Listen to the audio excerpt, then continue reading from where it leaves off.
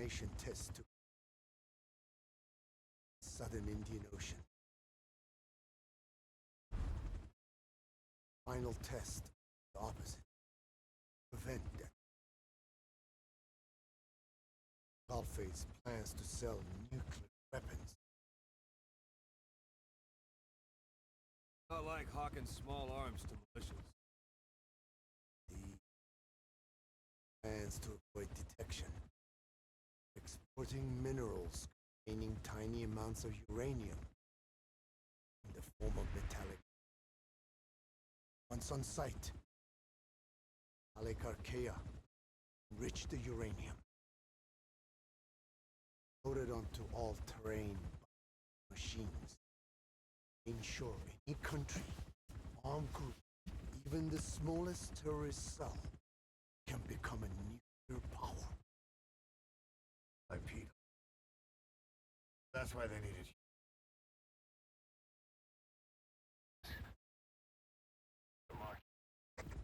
Very atmosphere of nuclear, anywhere, everywhere. Deterrence, all sides. That's why you ran a non-detonation. Yes. Another metallic arcade instantly overrides the fail-safe only he controls. Any such weapon deactivated where he chooses, regardless of who owns it. During Told by a man. Country. They proliferate. Conventional nukes. Political, military. Superpower. Powerless.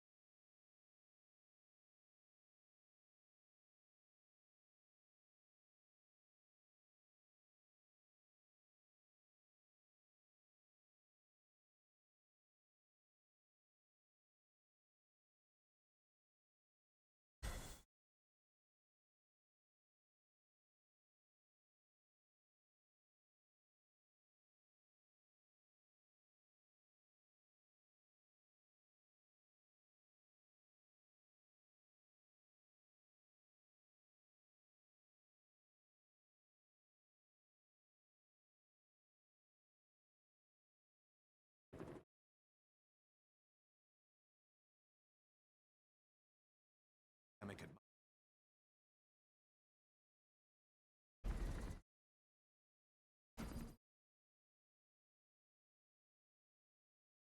About the pathogen spreading through. textbook.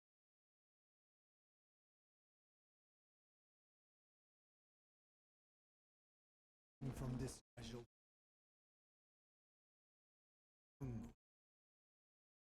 meaning, biggest symptom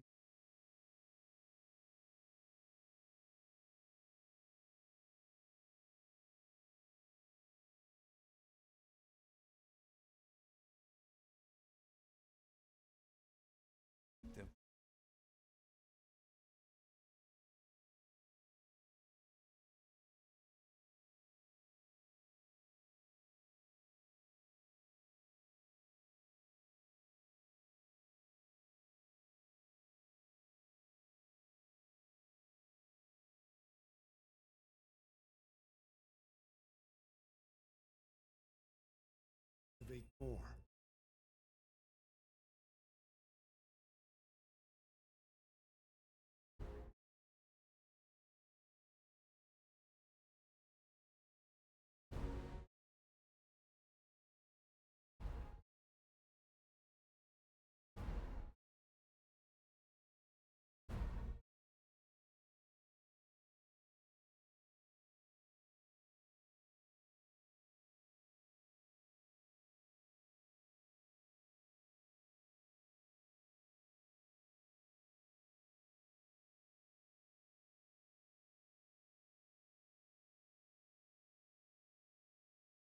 Thanks to Code Talk, I managed to put a stop to any. Already. Everyone who survived has been.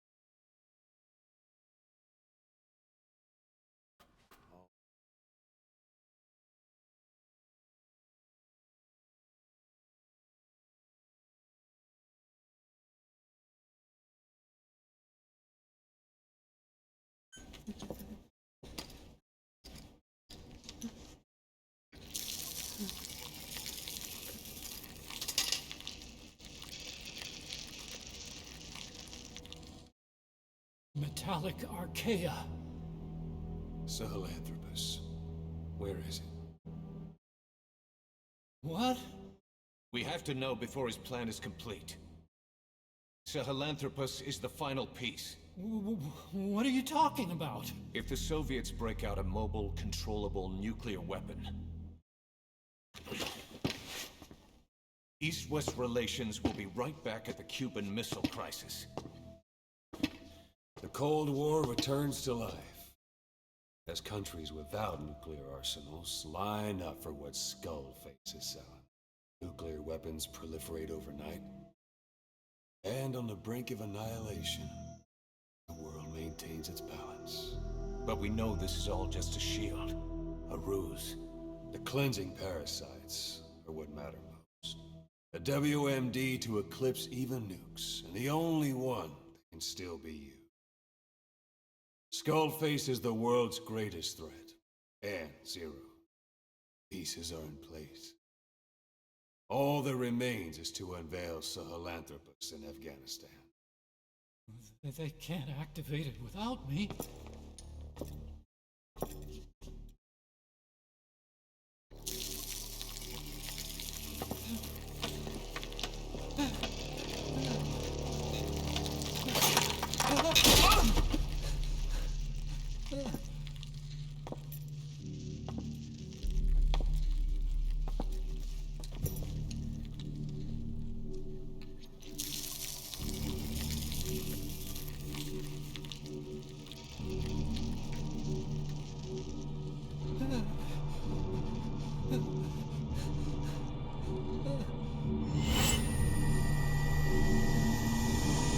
Okay, B-Zero.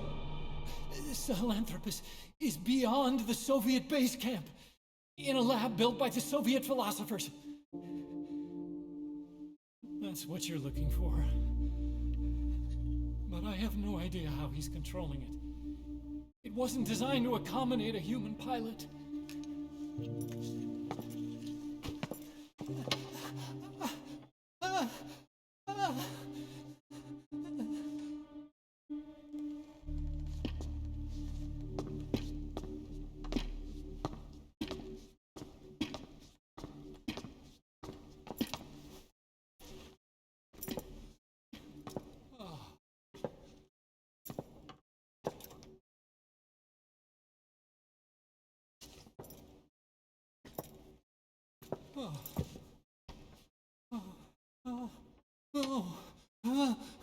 No!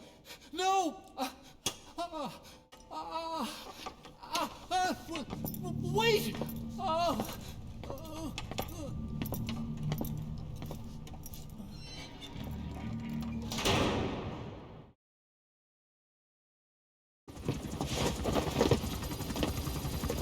We got word from Afghanistan. Everyone at the Soviet base camp's dead. No sign of fighting. Parasites. Skullface's men then headed north. The target is OKB-0. That's where he'll activate Sahelanthropus. Unless we stop him, he'll go down in history a conquering victor. We can't let that happen. Wipe him out. Don't leave any trace of his existence. I'm gonna need backup on this one.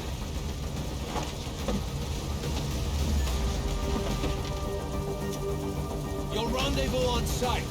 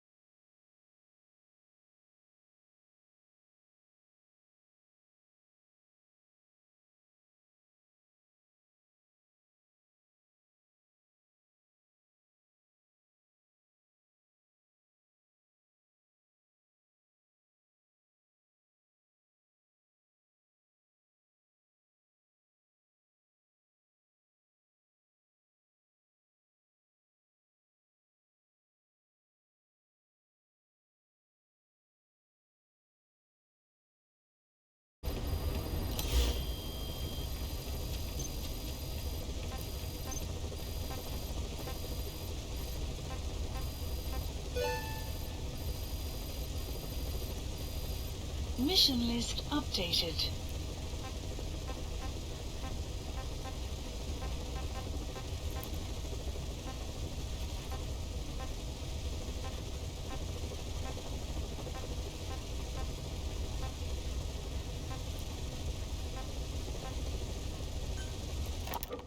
About the pathogen spreading through Mother Base. You've seen everything we've got on the outbreak. What's your opinion?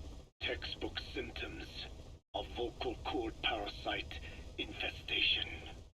And judging from this casualty list, it is the Kikongo strain, meaning the breed of parasite that triggers symptoms upon detecting pronunciation specific to Kikongo. So our Kikongo-speaking staff are at risk? Quite so. He's right. All the victims do speak Kikongo. So they can survive if they just use another language. There is no guarantee.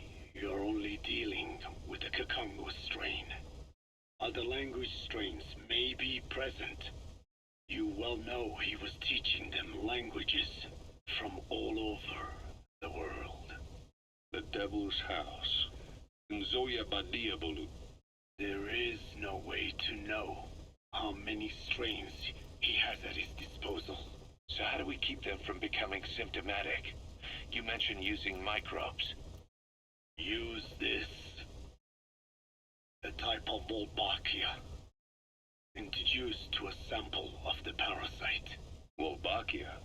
A parasitic bacteria that colonizes the parasites, turning male to female and preventing copulation. You must cultivate more. What have you done with the infected bodies? Cremated to stop the spread of infection, but we did keep a few for study. Good. Take this sample, grind it to a pulp, and introduce it to the larvae now nesting in the dead.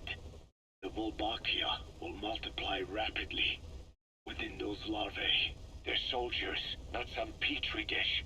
Conventional cultivation methods will take too long. Extract the Wolbachia from those larvae and vaccinate your men.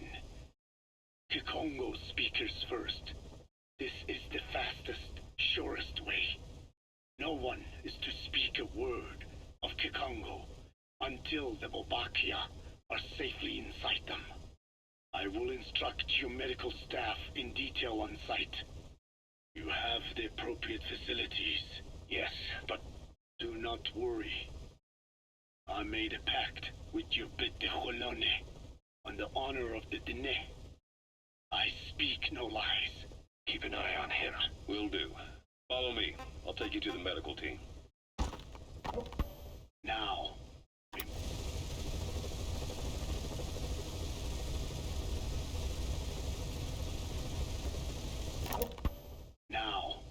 we must wait for the Wolbachia to multiply in the larvae. How is the disease transmitted? It's carried by insects or rodents, then? There is no intermediate host. So, the vocal cord parasites lay their eggs in the larynx of the host. Most hatch and migrate to the lungs, but some are transported to the mouth through ciliary movement, mixing in with saliva. Saliva. Droplet transmission. Sneezing, coughing. Any food or water containing infected saliva. It would spread fast. Indeed. And when the larvae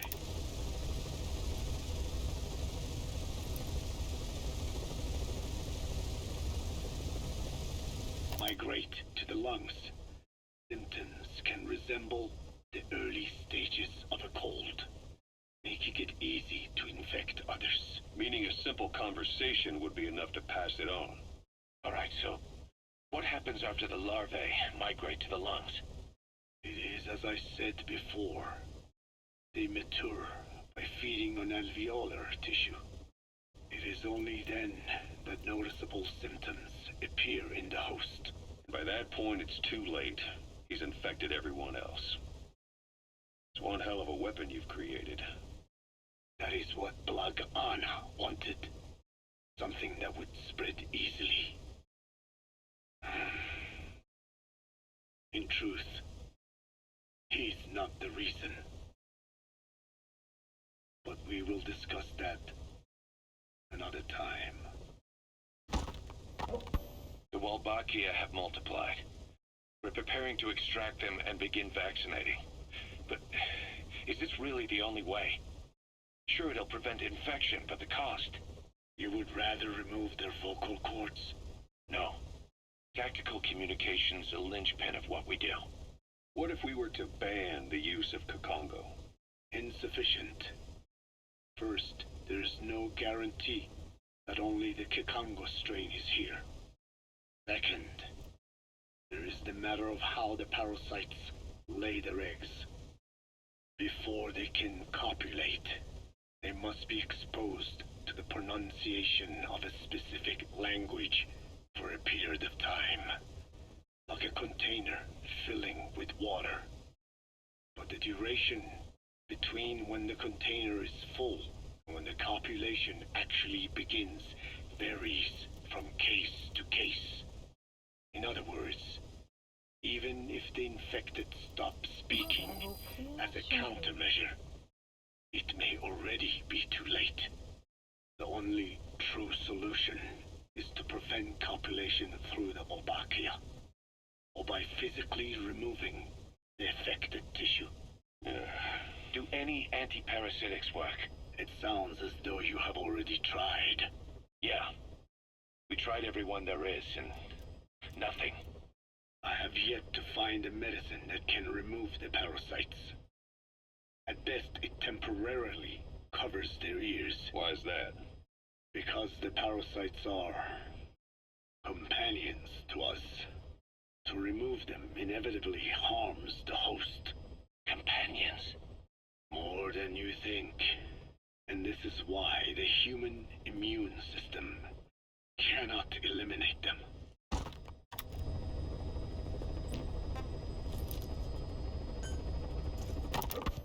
We've inoculated the staff with Walbachia to keep them from becoming symptomatic. That should also contain the infection. How did this happen in the first place? It has to have been a Cypher spy within our ranks. If this is so, then why the Kakango strain? If their intent was to wipe you out. Skullface said the remaining English parasite was close to the boss. If this latest strain was his doing, he wouldn't have tipped his hand. It is possible someone brought eggs onto the base without knowing. Stuck to their shoes, clothing. Well, that makes the most sense to me. And where did the eggs come from? You mentioned that your boss visited Nzoya Badiapulu. Sure, but his gear's disinfected immediately upon return. Then he was not the carrier. And not just the boss. All staff dispatched to high-risk regions were quarantined on the flight back. When the symptoms first appeared, we checked and disinfected all equipment used up to that point. Any and all prisoners, soldiers, materials, and animals extracted during missions were also quarantined. So, that just leaves. I have seen children around here. Where are they from? All over. Some were being held hostage at a mine. Then there were the troublemakers at Wala Yamasa. Wala Yamasa? Yeah. Their clothes, their things. Did you burn them? They're just kids. We couldn't. And besides, not one of them's shown symptoms. The parasites don't infect prepubescent hosts. Their vocal cords are not fully developed. Well, if infection doesn't occur in children... It is possible they carried eggs on their clothes, and the infection spread from them. Check the kid's stuff. I doubt there is any trace left by now. But if there is, some of those kids must be close to hitting puberty. How could we have missed this? The name Wala Yamasa got quite a reaction from you. I'm guessing the Kakongos... We've inoculated the staff with Walbachia to keep them from becoming symptomatic. The name Wala Yamasa got quite a reaction from you. I'm guessing the Kakongo strain was released in...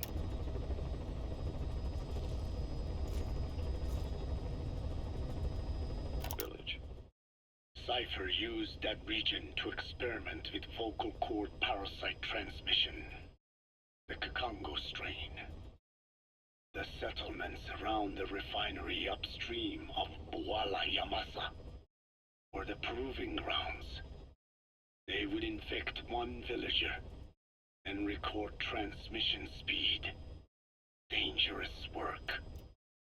If they failed to contain the infection, it would slip into the surrounding regions. At which point the world found out about the parasites, making them useless as a weapon. Incredible they'd risk such a thing. The test site was densely populated too. A terrible place for such experiments. No doubt, they thought burning everything would wipe away all traces. The settlements were covered in oil anyway. Who would wonder if one day they caught fire? And so it did. They burned it all. Living and dead. Those remains. But they miscalculated. Transmission speed was far faster than anticipated. It may have been the temperature, or hygiene standards, or perhaps the parasites reacted quickly to Kikongo. Whatever the reason, nearly all villages were swiftly infected, and the settlements reduced to mounds of corpses. Making matters worse, the dry season was ending. When it came time to burn the village, the Moneni River had swelled. Many of the bodies were waterlogged. Meaning they didn't burn completely. The corpses still contained viable eggs, and the larvae washed downstream. And when the people downstream drank that water, That marked the end for Bwala Yamasa. I learned all of this at the mansion. I warned him of the risk of eggs getting out. And? We are prepared for any eventuality. I get it. Putting the oil field back online. The oil leaks, saner. They plan to pollute the river. Prevent the spread of infection. But the oil flow was stopped, and downstream the people of Masa village started using the water again. The PF soldiers deployed at the village were locals, spoke Kikongo. They were infected, and the kids survived. I've heard enough. And who stopped the flow of oil? Don't. We did. That confirms it. The source of the Kikongo strain infection was Masa village. And the children brought it here. It is no one's fault. There is no blame to be cast. The parasites, they were tested in other regions? Their physiology requires that they be tested under varied conditions. Another test site was in Afghanistan. So it was the parasites there. Both the Pashto and Tajik languages are spoken in the mountains of Afghanistan, and population density is low. Ideal testing grounds for how accurately the parasites target only the specified language. It is also relatively easy to prevent the spread of infection. And the results? The first test, I am told, was a success. Once the Pashtun Mujahideen were infected with the Pashto strain, they were all but wiped out. The Hamid fighters at Smasei Fort. It was doubly successful. No Tajik Mujahideen or Soviet soldiers became symptomatic. So the parasites proved to be effective. What about the second test? Also supposedly a success. The Pashtun village was the target. However, the original aim was to obtain samples of the infected. In this, they failed. And the village? The Soviets enacted a standard scorched earth operation. That must have been the village where Malak lived, before being held captive at La Marjate Palace. Having had more time to think on it, the details shared with me may have been false. They are madmen who would do anything to cover up the truth. They certainly seem to like tossing their problems in the fire. As a boy, Skullface's life went up in flames. Perhaps that is what fuels his fixation with fire. Your Wolbachia stopped the infection all right, but I still don't get it. How can a few bacteria change males to females? I know they're only bugs, but it is not such a rare thing in the natural world. Many insects and nematodes are infected with Wolbachia. But why? They nest in the cell cytoplasm of the host, even in the egg cells, with the result that the offspring are born infected. Mother-to-child transmission. However, Wolbachia cannot nest in sperm because they do not have cytoplasm. So even a successful infection of a male ends after a single generation. This means the Wolbachia must resort to maximizing the population of infected females. Sounds like an ethnic cleansing campaign on a tiny scale. Gender change from male to female is their survival tactic. So more females means more Wolbachia carriers, so it can keep thriving in the following generations. But the parasites in a human host are supposed to be a mating pair. If there's no male, there'll be no offspring at all. It's killing itself. Slow down. This tactic is intended for environments where a single male can copy populate with multiple females. Originally, the Wolbachia did not infect the vocal cord parasites. I created a mutated strain, modifying the Wolbachia so that it could infect monogamous pairs. The Wolbachia's greatest multiplying tactic, male to female change, worked against itself in the monogamous parasites. Just as you said.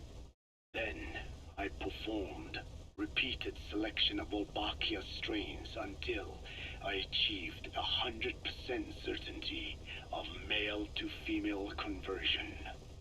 Creating female-female pairs, unable to reproduce. And you say the Wolbachia affects the host of the host, that is, us, cutting off our means to reproduce? It is almost certain. Of course, we will not turn female. After all, mammals possess no natural gender-changing function. But some Wolbachia strains can cause cytoplasmic incompatibility in the host. Is that some cell deformity? Put simply, it means the altered sperm of infected males kill the female's egg on contact. And that's happened to us? Yes. And yet, what occurs in humans is not just simple CI. To date, there are no cases of Wolbachia affecting humans.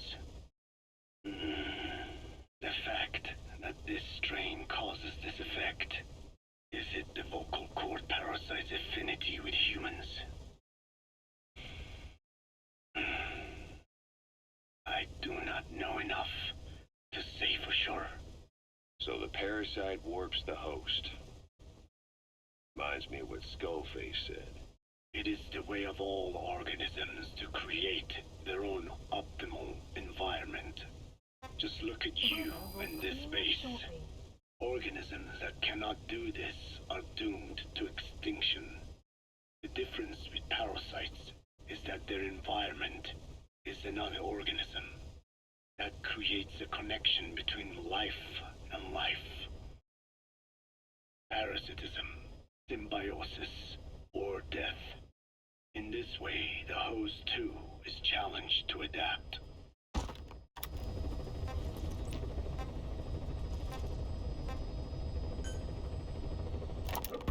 About this OKB-0 Emmerich was talking about. Its location and features match the citadel in the mountains northeast of the Soviet base camp.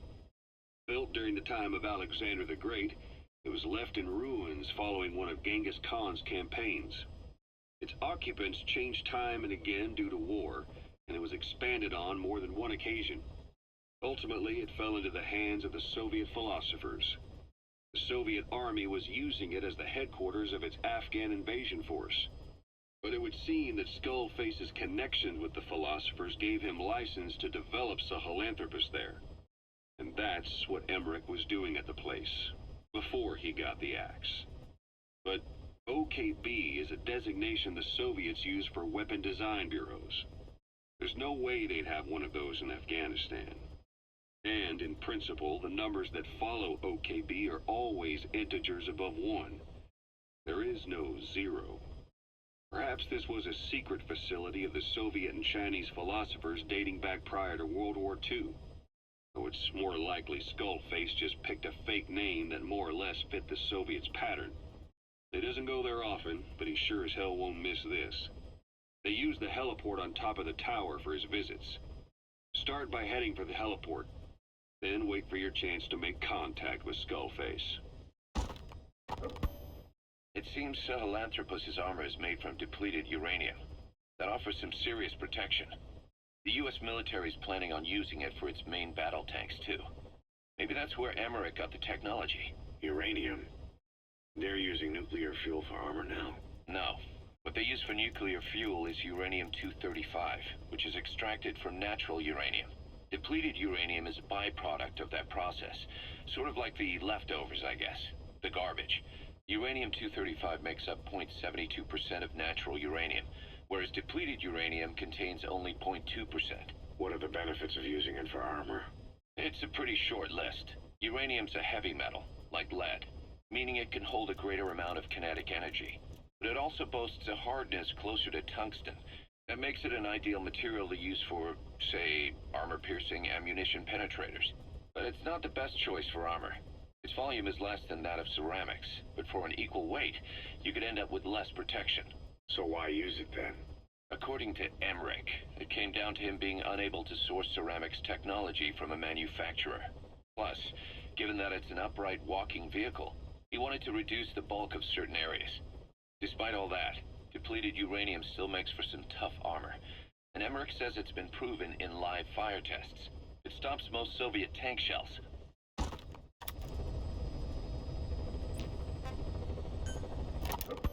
So, Tucker, what are the metallic Archaea? Volcanic craters spewing sulfur. Water hot enough to boil your skin off. Ocean depths of 800 plus atmospheres.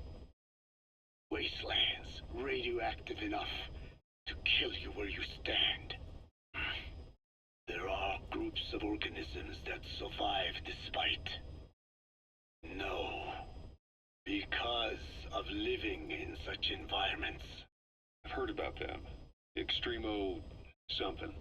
Extremophiles.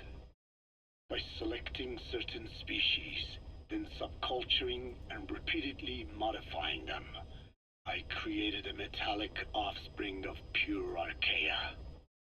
They subsist on metals rather than organic matter. And some of them even consume uranium? Yes.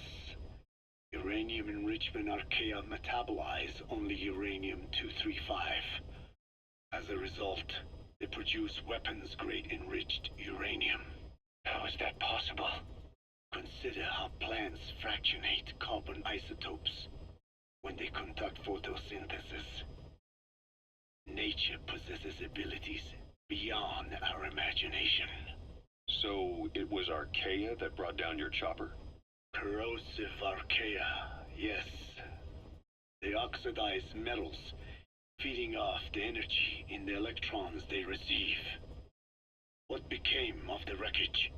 We had the R&D team retrieve samples for study in airtight plastic containers, of course. Prudent.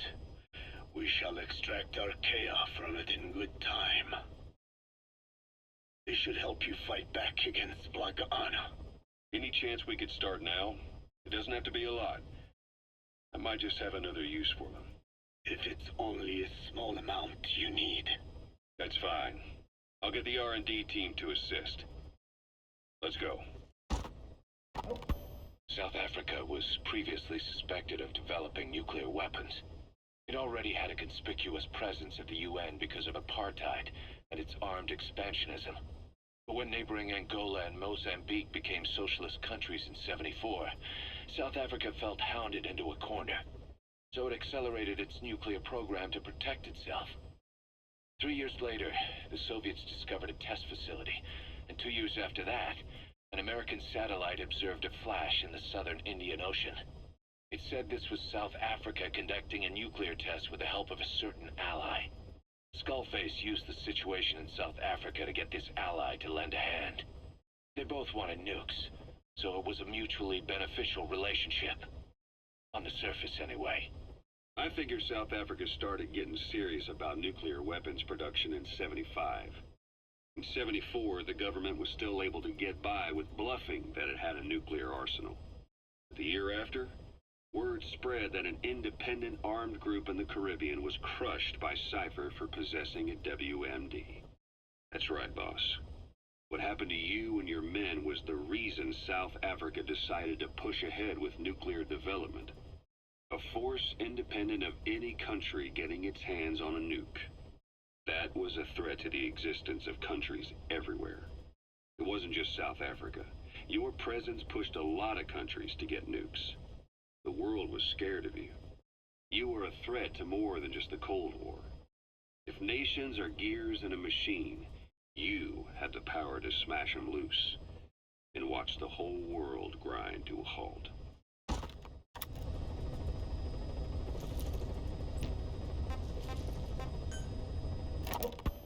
Emmerich uses externally powered legs of his own design.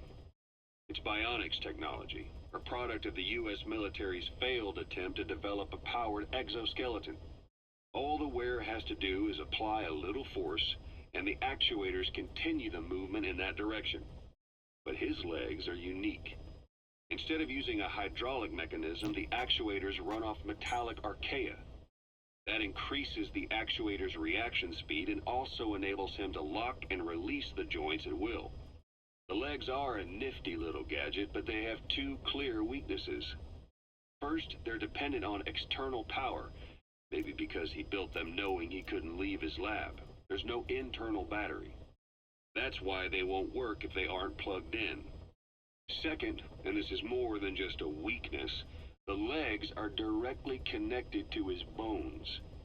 Could be to minimize signal loss and the orders output to the legs and the drive response from them.